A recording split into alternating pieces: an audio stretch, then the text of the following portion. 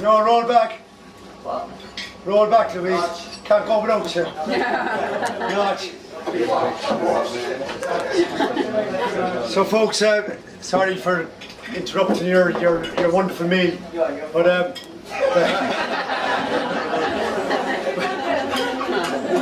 but to crown a wonderful day when global warming should be translated into global wetting, we've got an amazing lady here, the Eddie Roche, the lady behind the Chernobyl Children's Project International, is here breaking her vacation and coming over to say a few words to you. So please give it up for Eddie Roche.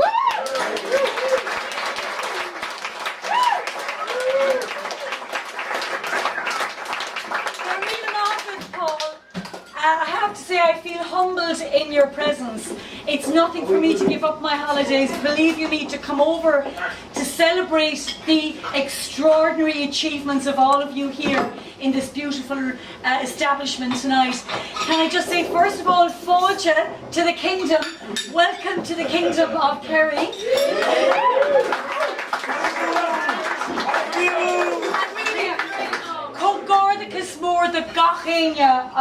This is an extraordinary achievement, and you are halfway through the Tour de Munster and you're going from strength to strength, and I just can't say enough how much I admire you for what you're actually endeavouring to do. It's just amazing, and like all of you had to do so much training for this. You didn't just jump up on a bicycle and decide to cycle 150 kilometres a day. This is a huge preparation, and many of you I know will do it primarily because it's for fitness, it's for cycling, and you love your, but you're also doing it for the love of humanity, that you have come together to work tirelessly, ceaselessly, to make this the success that it is and that it will be in the future. This event is in its 9th year, and it has been constantly linked with different national and now international charities. To keep something running at this level, it takes an extraordinary leadership, it takes tenacity, it takes courage, it takes a thick neck at times to get people there.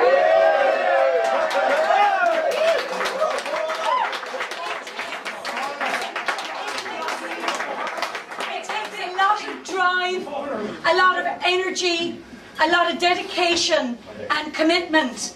And the person who has pulled this all its way along from its infancy to its 9th year is a person that has to be named, because it's one thing to have an idea about helping others, about sharing our common humanity. It's another thing to put the words into action.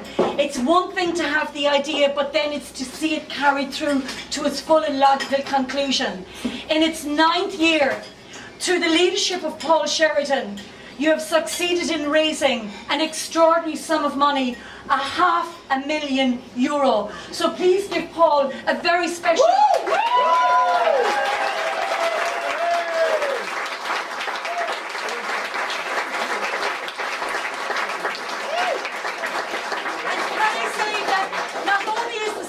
going from strength to strength, but it has gone from being a national event to having a truly international dimension.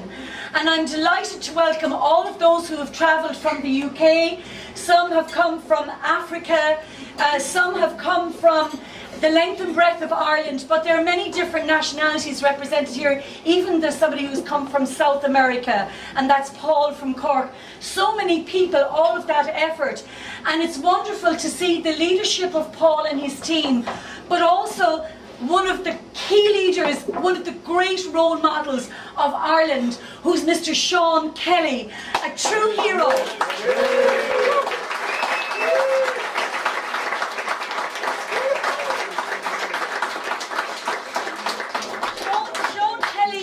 From very close to my hometown. He comes from Carrick-on-Shore, bordering between Clonmel in Tipperary and also the bordering with Waterford. So he counts himself half Waterford, half Tipperary. I like to claim him as a Tipperary man.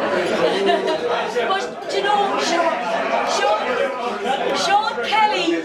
Sean Kelly could just have been there for the photo opportunity yesterday, which Paul would have been very happy with if that was just what he was able to do.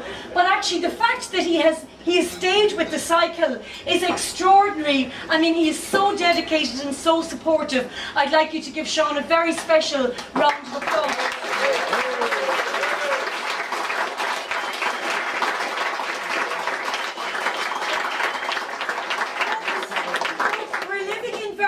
Peculiar times. I mean, Paul referred to global warming.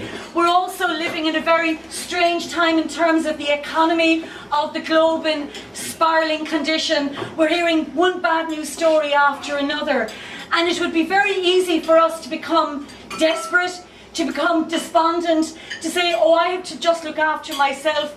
I can't do anything for another human being, not in Ireland or in another country.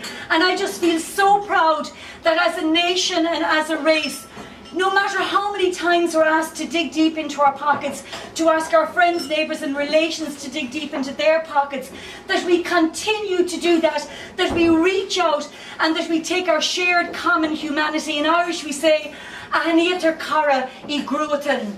A friend in need is a friend indeed. And here you are again, taking on that shared common humanity and reaching out to people 3,000 miles away from us here tonight in Castle Gregory. And you were saying, yes, you are my brother, my sister, my son, my daughter, my friend, my neighbour. That you are, you know, that's a very, very powerful message that you give. And sometimes when I speak in places like the United Nations, people say, why does Ireland give more per capita than any other country in the world to developing countries, to charities of different kinds? And I proudly stand up and say it is because of our history. And we can look back ourselves to when we were a struggling country in the mid-1800s, when we were being wiped out with famine, through starvation and mass emigration. And we have survived as a race purely because of the generosity and the intervention of others from countries like North America, who dug deep into their pockets, who sent over shipments of grain into the ports of Cork, Dublin, Tralee, Belfast, Galway. And we, many of us here, are the direct descendants of those who survived on that very early humanitarianism.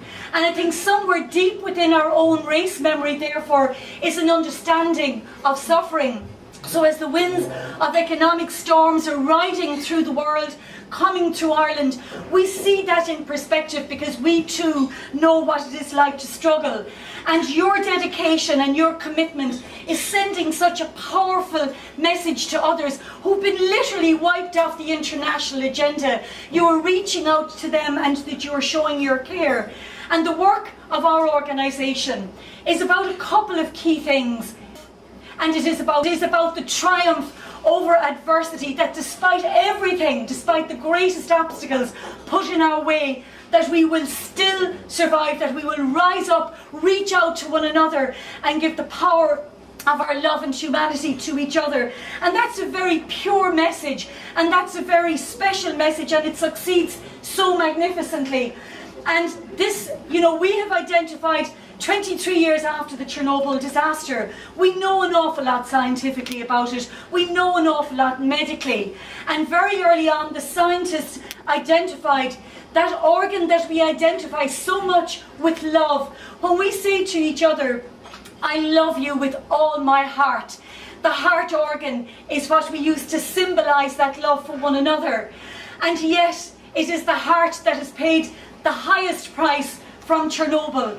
And we have thousands of children being born with a condition called Chernobyl heart. And when Paul was moved about this story, he decided that in the name of the cycle, that this is where the money would come. And it's a huge